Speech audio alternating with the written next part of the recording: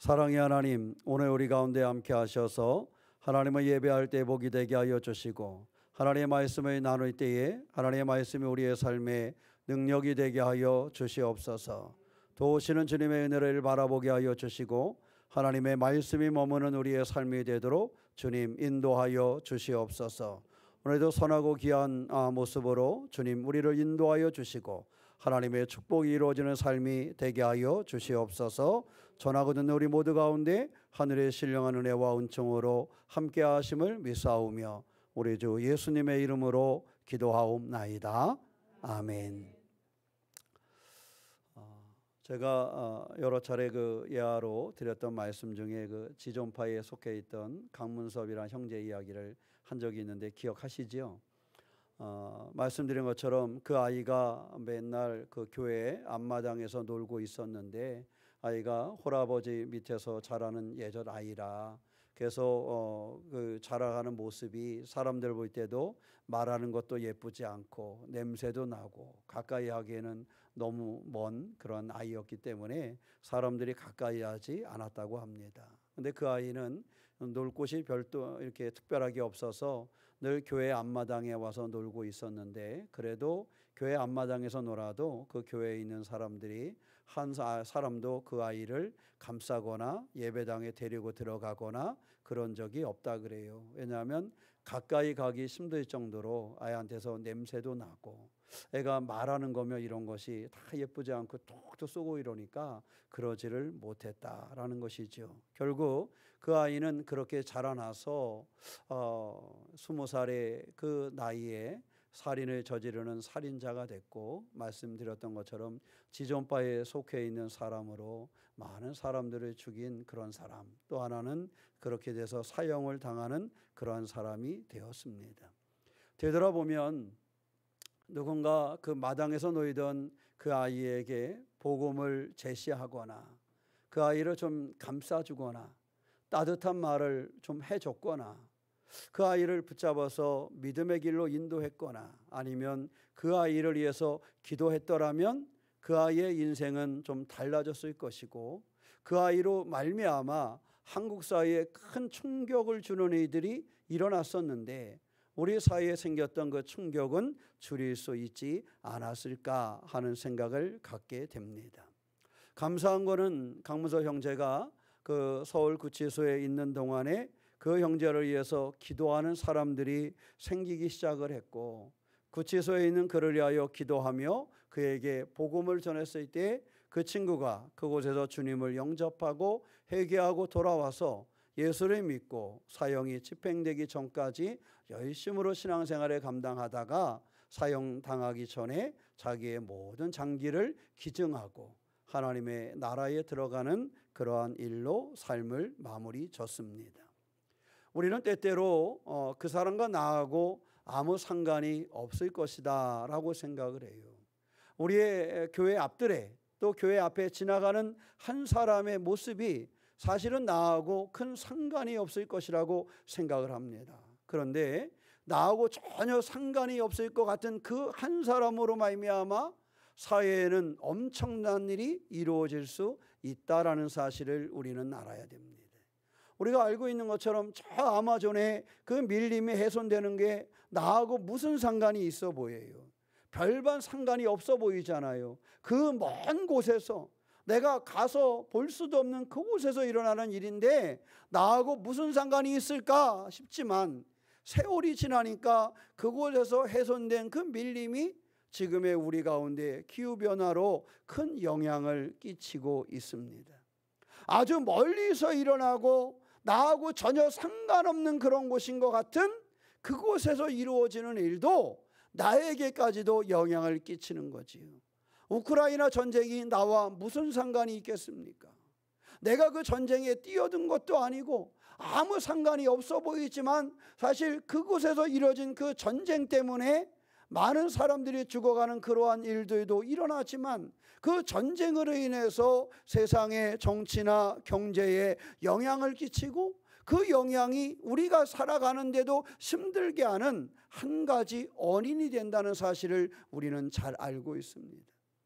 그래서 사실은 멀리 떨어져 있고 나하고 상관없는 것 같지만 그 전쟁을 위해서 우리는 기도해야 됩니다. 그것이 그냥 거기서 죽어가는 사람뿐만 아니라 나하고도 밀접한 관계가 있기 때문에 그렇습니다. 아마존의 밀림에 훼손되어지는 것이 나에게 상관이 있기 때문에, 나에게 영향을 끼치기 때문에 우리는 더욱 그 먼 곳에 있는 그곳의 자연을 위해서도 우리는 모금 활동을 하고 우리는 기도하고 참여해야 되는 것입니다. 한 어린아이가 나하고 무슨 상관이 있겠습니까? 그저 냄새나고 욕하고 이러는 아이가 나하고 무슨 상관이 있겠습니까? 그러나 그때 그 아이를 위해서 그 교회가 기도를 했더라면, 그때 그 아이를 위해서 사람들이 관심을 가지고 그 아이를 붙잡아 주었다라면 아마 우리의 역사에 지존파라는 그러한 살인 집단은 일어나지 않았을 수도 있었을 것입니다. 나하고 상관없어 보인다고, 멀리 떨어져 있다고 그것을 손 놓고 보는 것이 아닙니다. 그래서 오늘 성경은 우리 가운데 이야기하고 있습니다. 바울은 말씀합니다. 모든 사람을 위하여 간구와 기도를 하라고 우리 가운데 말씀하고 있다라는 사실입니다. 내가 좋아하는 사람만을 위하여 기도하라고 하지 않았습니다. 심지어 성경은 나를 괴롭히는 사람을 위해서도 기도하라고 이야기합니다. 그래서 모든 사람을 위한 기도가 나에게도 영향을 끼친다는 사실을 오늘 성경은 우리에게 가르쳐 줍니다. 2절 끝에 보면 모든 경건과 단정함으로 고요하고 평안한 생활을 하려 함이라. 이러한 기도가, 타인을 위한 기도가, 당대의 임금들을 위한 기도가 나에게 평안한 삶에 영향을 끼친다라는 것입니다. 그래서 우리는 모든 일을 위하여 기도하는 그러한 삶을 가질 수 있어야 합니다. 오늘 1절과 2절 말씀을 보면 그러므로 내가 첫째로 권하노니 누구를 위하여? 모든 사람을 위하여 간구와 기도와 도구와 감사를 하되 임금들과 높은 지에 있는 모든 사람을 위하여 하라. 이렇게 말씀합니다. 바울은 기도의 가장 첫 번째 우선순위를 모든 사람을 위하여 기도하라고 이야기합니다. 간구하라는 것은 호소하는 기도를 얘기하는 것이고, 기도하라는 것은 하나님과의 교제하는 모든 것을 포함한 말이고, 여기에서 도구라고 말하는 것은 다른 사람들 위한 중보 기도를 얘기합니다. 하나로 이야기하면 모두가 기도에 대한 표현이지만 기도의 깊이와 내용은 조금씩 다르지요. 그래서 간구하고 기도하고 도구하라고, 중보하고 하나님과 교제하고 호소하는 기도를 하라고 우리 가운데 권면하고 있는 것입니다. 사실 당대의 지도자들은 이스라엘 사람들에게 좋은 영향을 끼치는 사람들이 아니었습니다. 이스라엘 사람들을 힘겹게 하고 그들을 무서움에 떨게 하는 그러한 사람들이었습니다. 그러나 그럼에도 불구하고 바울은 그들을 위해서도 뭐 해야 된다? 기도해야 된다. 그들이 우리에게도 영향을 끼친다라는, 그들을 위해서도 기도해야 된다라는 거예요.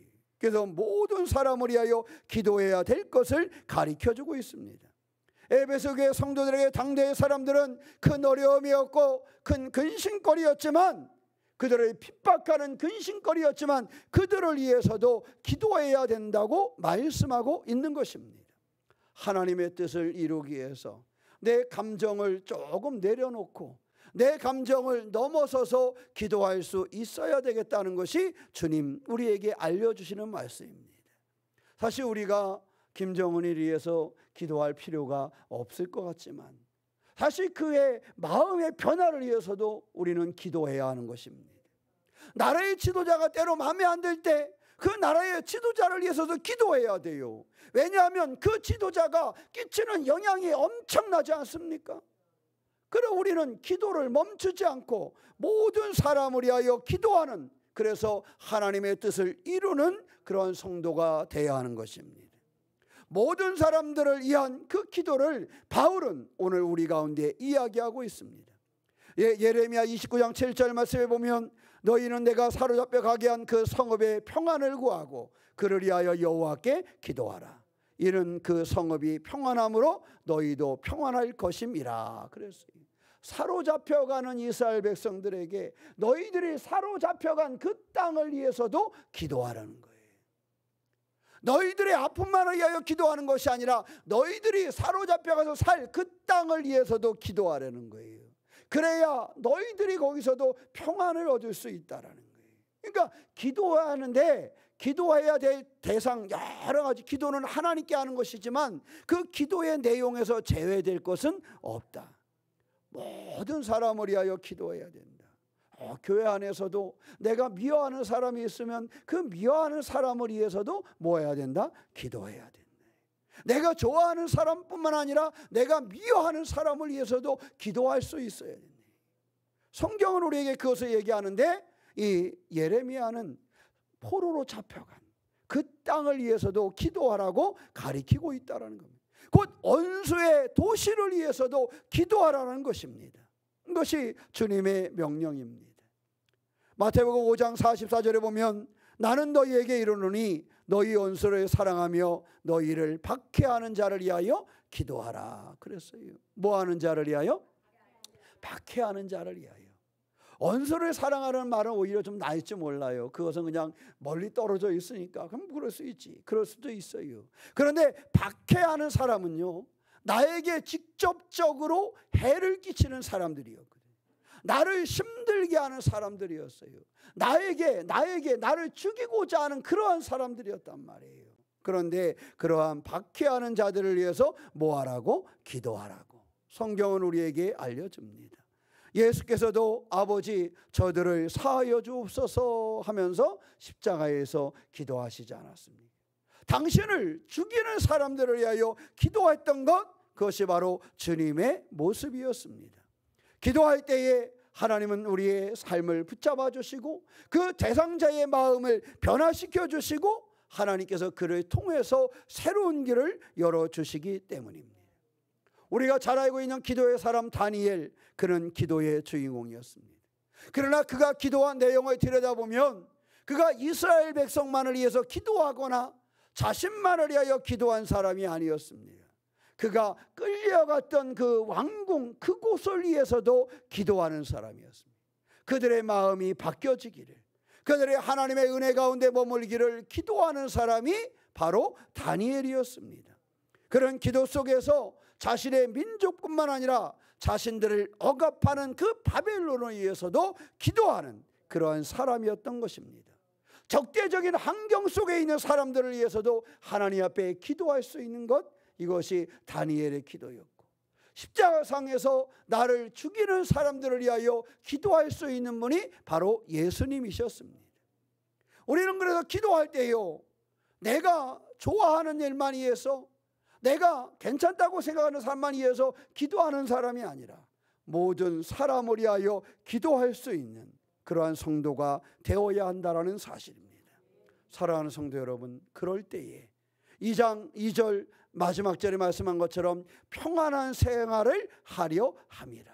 고요하고 평안한 생활을 우리 가운데 허락하시는 것은 우리의 기도를 통해서 하나님의 뜻이 이루어지고 사람의 심령에 변화가 오고 그 삶을 바꾸어 주시기 때문에 우리가 기도를 통해서 그 일을 이루어 가는 것입니다. 그래서 믿음으로 산 사람들 보면 그 기도를 놓치지 않았다. 늘 기도했대. 자녀들을 위해서도 기도하고.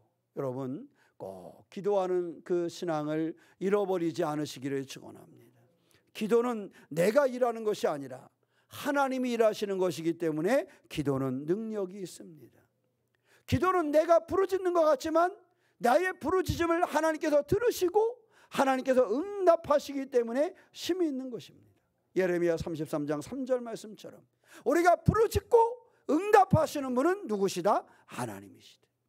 모든 사람을 위하여 우리가 간구할 때에 우리의 부르짖음을 듣고 응답하시는 분은 하나님이시기 때문에 때로는 우리를 핍박하는 사람들을 위해서 기도하고, 당연히 가족을 위해서, 교인들을 위해서 우리가 기도할 뿐만 아니라 우리가 기도할 때에 하나님 일하심을 믿고 우리가 단단히 붙잡고 기도를 잃어버리지 않는 그러한 주인공이 되시기를 축원합니다. 하나님은 모든 사람이 구원받기를 원하신다 그랬어요. 오늘 3절 4절 말씀에 보면 이것이 우리 구주 하나님 앞에 선하고 받으실 만한 것이니 하나님은 모든 사람이 무엇을? 구원을 받으며 진리를 아는 데 이르기를 원하시느니라. 모든 사람을 위해서 우리가 기도해야 하는 그 이유는요, 하나님의 마음 때문이에요. 하나님의 마음이 그 모든 사람을 뭐 하는 데 있어요? 구원하는 데 있다. 하나님이 그 사람을 포기하지 않고 있다라는 거예요. 내가 볼 때 저 사람은 포기해야 될 것 같아. 우리 인생을 살다 보면 그런 사람이 있잖아요. 그죠? 없어요? 인생을 살다 보면 저 사람은 내가 포기해야 될 것 같아. 저 사람은 아무리 해도 안 될 것 같아. 저 아이의 저 냄새는 제거할 수 없을 것 같아. 저 아이의 말버릇은 내가 어떻게 하지 못할 것 같아. 그러나 하나님의 뜻은 그 어린 아이도 뭐 하기를 원하시는 거예요? 구원받기를 원하시는 거예요. 그러니까 우리 그리스도인들은요, 하나님이 그들을 구원하시기 원하신다는 그 하나님의 마음을 붙잡고 기도하는 거예요. 하나님은 모든 사람을 붙잡고 그의 길을 인도하시고 그를 구원하시는 것이 하나님의 뜻이라는 사실입니다. 그래서 우리는 그 하나님의 뜻을 붙잡고 기도하는 거예요. 자녀들을 위해서도 마찬가지인 거예요. 우리의 자녀들이 하나님의 손에서 하나님의 축복 가운데 하나님은 그들을 성장하기를 원하시고 그들의 구원받는 삶을 살기를 원하시기 때문에 그를 위한 기도를 놓지 않고 우리는 기도하는 삶을 살아야 하는 것입니다. 저 사람은 절대 변하지 않는다라고 우리는 이야기하기도 합니다. 그러나 하나님은 변하지 않는 사람은 없다라고 말씀하십니다. 우리가 볼 때는 사람의 특성, 사람의 문제가 많이 있지만 하나님이 역사하시면 거기도 변화가 일어날 수 있다라는 것입니다. 그래서 중요한 것은 하나님은 그 누구도 포기하지 않으셨다. 포기하지 않으시는 하나님이기 때문에 오늘 내가 살 수 있는 것이고, 포기하지 않는 하나님이시기 때문에 우리는 모든 사람을 위하여 기도할 수 있는 것입니다. 바라기는 모든 사람을 위하여 기도하되 가까이 있는 사람부터 기도를 확장해 가시기를 축원합니다. 그리고 그것이 하나님의 뜻이고 하나님의 그 구원을 이루기 원한다는 사실, 구원에는 그 영혼을 구원하는 것도 있지만 그 삶의 문제를 해결하는 것도 있습니다. 하나님은 그 길을 원하신다는 사실을 놓치지 않고 하나님의 뜻에 합당한 그러한 길을 열어가시기를 축원합니다. 에스겔 33장 11절 말씀에 나 주 여호와의 말씀이니라. 나의 삶을 두고 맹세하노니 나는 악인이 죽는 것을 기뻐하지 아니하고 악인이 그가 그의 길에서 돌이켜 떠나 사는 것을 기뻐하노라 그랬어요. 하나님은 악인이 죽는 것을 기뻐하는 것이 아니라 그가 그 길을 돌이켜 떠나는 것을 뭐한다? 기뻐하신다. 그러니까 하나님은 돌아오기를 원하신다는 거예요. 하나님은 하나님의 백성들이 우상을 섬기고 하나님의 백성들이 하나님의 말씀을 떠났을 때에 하나님이 원하시는 것은 그들에게 심판을 이야기하시면서 돌아오기를 원하셨다는 거예요. 부모가 자식을 야단할 때 죽으라라고 때리는 부모는 없어요. 그렇죠? 왜 자식의 야단을 합니까? 돌아오라고, 회복되라고. 이제 네가 지금 너의 길에서 돌이켜서 온전한 그러한 삶을 살아보라고. 그래서 때로는 칭찬을 하고 때로는 해초리를 들기도 합니다. 그러나 오늘 하나님의 에스겔서에 말씀하신 것처럼 그를 죽는 것을 기뻐하는 것이 아니라 그가 거기에서 돌이켜서 그의 삶이 온전해지기를 기뻐하기 때문에, 그래서 하나님은 그들을 향한 그 말씀을 해가는 거예요. 회개하고 돌이키고 생명을 얻기를 하나님은 원하신다라는 겁니다. 그래서 하나님의 시선은 늘 어디에 있느냐? 회복에 있고 구원에 있어요. 여러분, 많은 이단들은요 심판을 굉장히 강조합니다. 그렇지만 사실 하나님은 심판을 강조한 게 아니에요. 하나님은 회복을 강조하는 거예요. 하나님은 생명을 강조하는 거예요. 그들이 회복되어지기를. 하나님이 얘기하는 심판은 이 얘기를 듣고 너희들이 돌이키라는 거예요. 지금 에스겔서에 있는 말씀처럼 나는 너희가 죽는 것을 기뻐하는 것이 아니라 너희가 거기서 돌이키는 것을 기뻐한다는 거예요. 그래서 하나님은 심판이 아니라 구원을 위해서 심판을 선포하는 거예요. 부모가 자식을 향하듯이.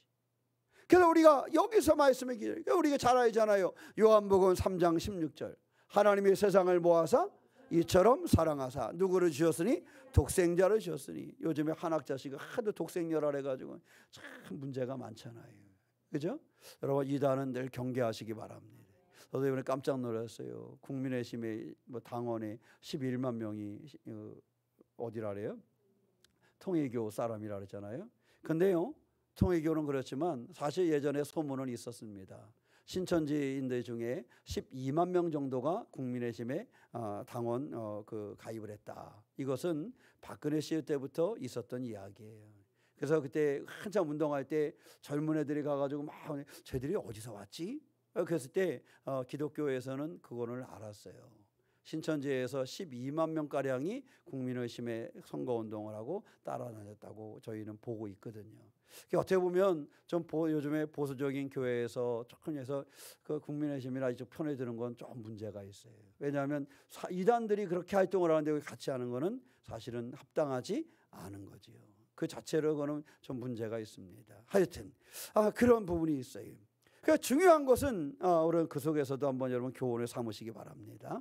근데 중요한 것은 오늘 말씀에 요한복음 3장 16절 보니까 하나님이 세상을 이처럼 사랑하사 누구를 주셨으니 독생자를 주셨으니. 독생자는 한학자가 아니라는 사실을 기억하시기 바랍니다. 독생자는 오직 예수 그리스도를 말씀하는 거예요. 독생자를 주셨다라는 거예요. 이는 그를 믿는 자마다 뭐하고 멸망하지 않고 영생을 얻게 하래. 이게 하나님께서는요 사람들이 멸망하기를 원하지 않으신 거예요. 사람들이 멸망하기를 원하셨다라면 예수 그리스도를 보내실 이유가 없지요. 왜 보냅니까? 그냥 멸망하게 두면 되는 것이지. 그렇지 않습니까?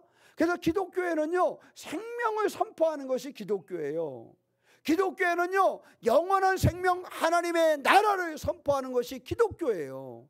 기독교회는 심판을 선께서 그 사람의 멸망받으라고 이야기하는 것이 아닙니다. 하나님께서 예수님을 보내신 자체가 멸망하지 않고 영생을 얻게 하려 하십니다. 하나님이 원하시는 것은 바로 이러한 길이었습니다. 우리가 이 말씀 속에서 기억하셔서 하나님의 뜻이 무엇인가를 분명히 알고 하나님이 소중히 여기는 그 사람들을 위해서 더불어 기도하고 그렇게 나아가는 성도가 되시기를 축원합니다. 첫째는 모든 사람을 위해서 기도해야 된다. 먼저 내 가까이에 있는 사람들을 위해서 먼저 기도하고 내 주변에 그 기도가 확장되게 해야 된다라는 것. 두 번째는 그 모든 사람들을 사랑하시고 그들을 구원하시는 것이 하나님의 계획이라는 거예요. 그것이 하나님의 뜻이라는 것. 이것을 잃어버리지 않는 것입니다. 우리가 알고 있는 성경의 주인공 요나는 어때요? 니느웨를 위해서 다 가야 하다는데 가고 싶지 않잖아요. 가고 싶지 않잖아요. 왜냐하면 하도 니느웨를 통해서 고통을 받았기 때문에 이스라엘이 큰 고통을 받았기 때문에 가고 싶지 않은 거야. 그런데요 그는 잘 알고 있는 게 하나가 있어요. 하나님께서 가서 니느웨에 선포하라고 얘기한 것은 하나님의 계획이 뭐라는 사실을 알았어요.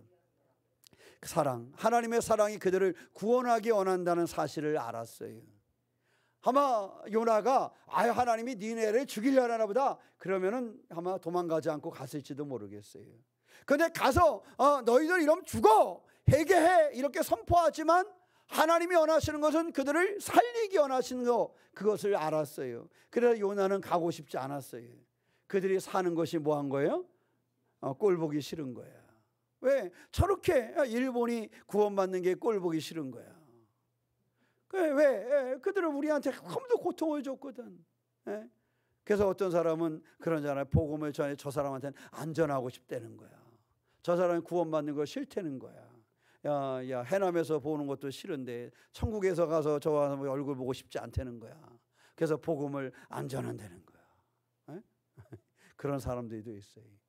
왜? 하나님의 복음은 구원하기 원하시는 거예요. 하나님은 그들에게 니느웨에게 자비를 은혜를 나타내기를 하나님은 원하신다는 거예요. 사랑하는 성도 여러분, 가장 중요한 것 하나님은 모든 사람을 포기하지 않으시고 그들 가운데 은혜를 주시고 그들을 구원하기 원하신다는 사실을 기억하시기를 축원합니다. 그래서 우리는 기도해야 돼요. 모든 사람을 위해서 기도해야 되고 그것이 하나님의 뜻이고 하나님의 계획이에요. 그리고요, 그 일이 나에게 영향을 미친다는 거예요.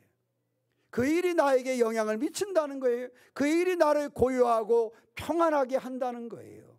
내가 그 사람을 가볍게 대했을 때, 내가 그 아이에 대해서 다가가지 못했을 때 그 아이는 큰 문제를 일으키는 아이로 성장할 수도 있었다라는 거예요.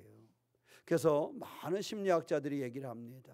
사람들의 심리를 연구하고 이렇게 보면서 저 아이가 이런 시기를 겪을 때에 누군가 그 아이를 붙잡아 줬다라면 그 아이는 장성해서 그러한 모습이 되지 않았을 터인데, 심리학자들이 때로는 그러한 이야기하는 사람들이 많습니다.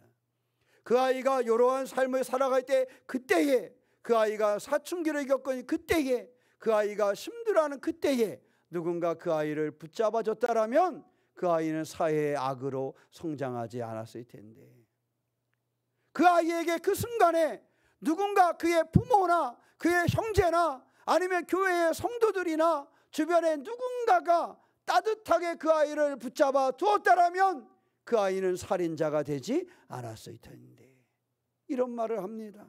스친하고 하는 말이라 의미 없는 말일 수 있지만 앞으로도 그렇다는 거예요.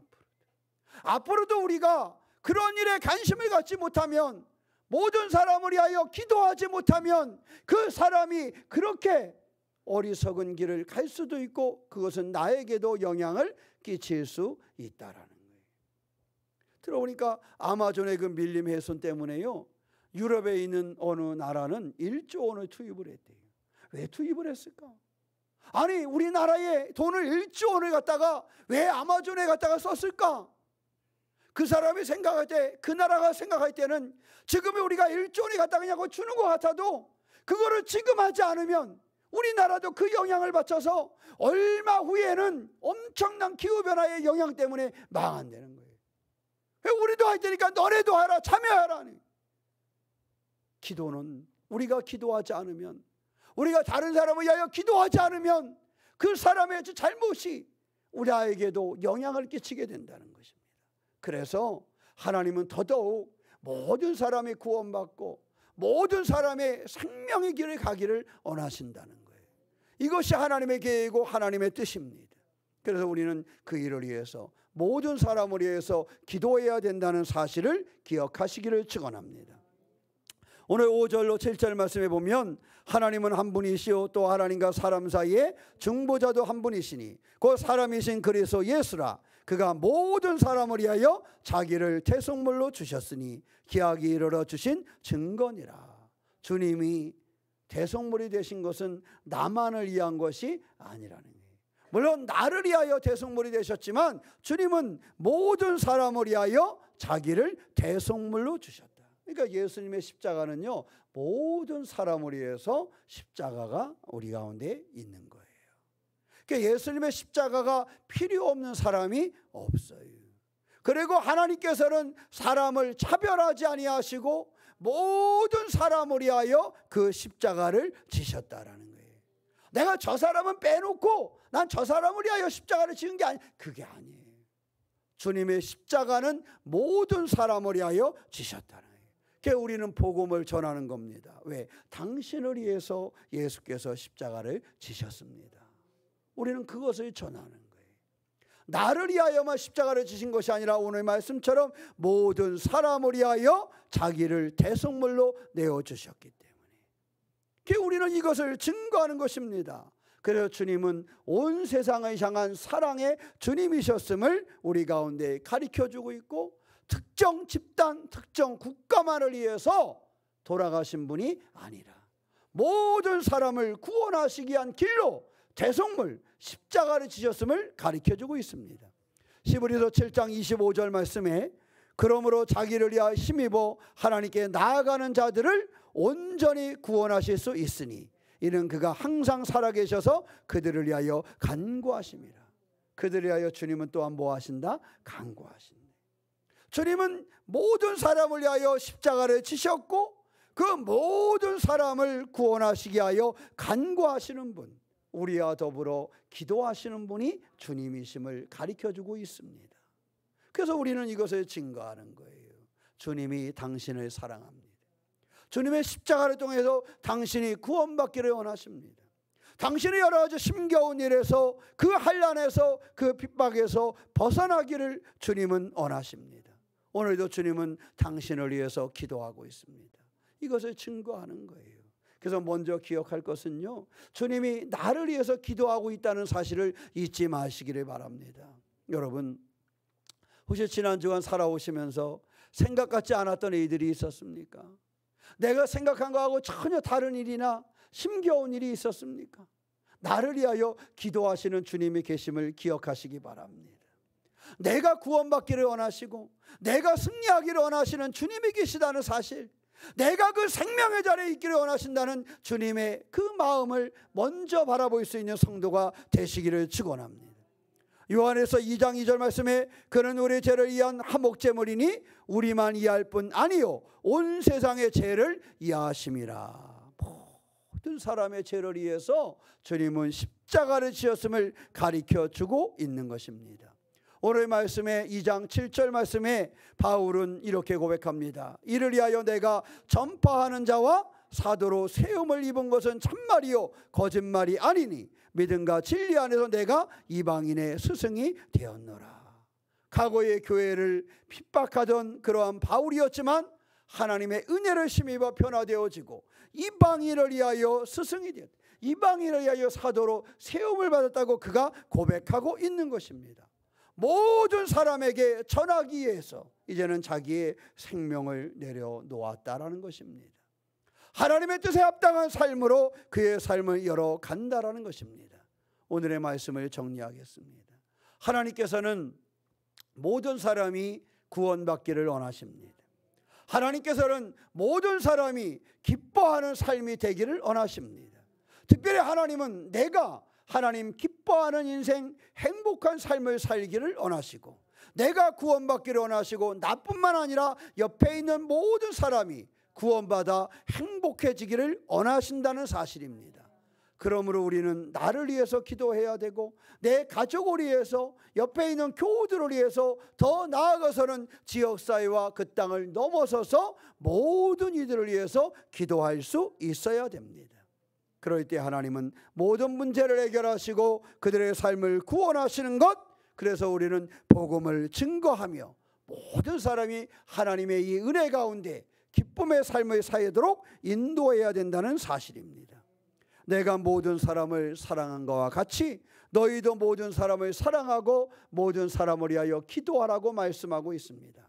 이 일을 나의 삶에 적용해서 먼저 나를 위하여 기도하고 나를 위하여 기도하는 주님이 계신다는 사실을 기억하며 내가 담대해지고 내가 믿음으로 서고 그리고 나서는 내가 다른 사람들을 위하여 기도하는, 다른 사람을 위하여 복음을 증거하는 참 믿음의 주인공이 되시기를 주님의 이름으로 축원합니다. 기도하겠습니다. 사랑의 하나님, 우리도 오시고 인도하시는 주님을 의지합니다. 주님께서 우리를 먼저 사랑하시고 우리를 위한 선하신 계획을 가지고 계심을 고백합니다.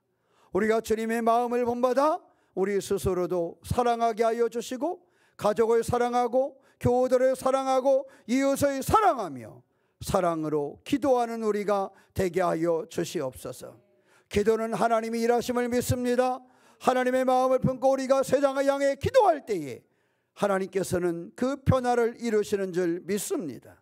부르심에 응답하시고 일하시는 하나님이신 줄 믿사오니 우리가 주님의 뜻을 기억하고 기도하는 삶을 살고 복음을 증거하는 삶을 살게 하여 주시옵소서. 주의 도우심이 우리 가운데 있음을 믿사오며 우리 주 예수님의 이름으로 기도하옵나이다. 아멘.